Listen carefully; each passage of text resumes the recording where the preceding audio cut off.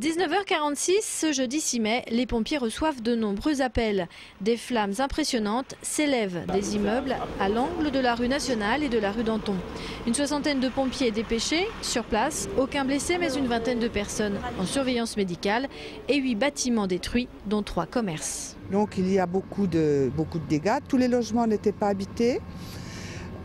Nous avons logé 2 personnes dans la famille. Cet après-midi, je vais reloger une personne dans un logement communal. Et puis, c'est une catastrophe pour Bar-sur-Aube. Les mêmes sentiments animent Sandrine Charbonnier. La jeune femme travaille dans la boucherie-charcuterie qui donne sur les bâtiments détruits. Pour elle, cet incendie a réveillé de mauvais souvenirs. Ça va faire un an, 20 juin, qu'on a brûlé, nous. Nous, si vous voulez, ils ont brûlé une voiture, et après, c'est le compteur à gaz qui a pris. Donc hier soir, quand on a entendu ça, on est redescendu tout de suite parce qu'on a eu peur que ça soit encore nous, quoi. Ça fait peur. Parce que bon, ça prend pas feu comme ça.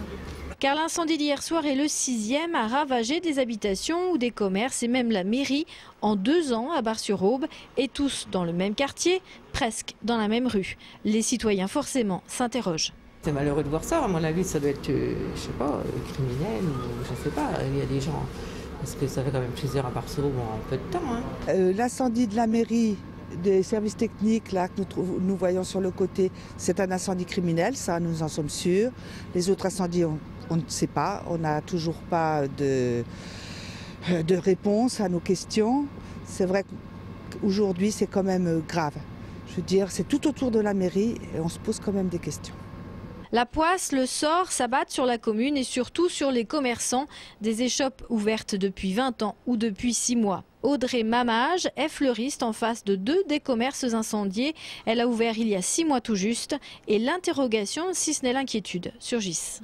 Tout ce qu'on espère, c'est que ce ne soit pas criminel, que ce soit bien défaillance technique ou électrique.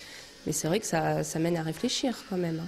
Pas de psychose pour autant, les Bar-Albins ont la tête bien vissée sur les épaules, mais tous se posent de nombreuses questions, pour certaines encore sans réponse.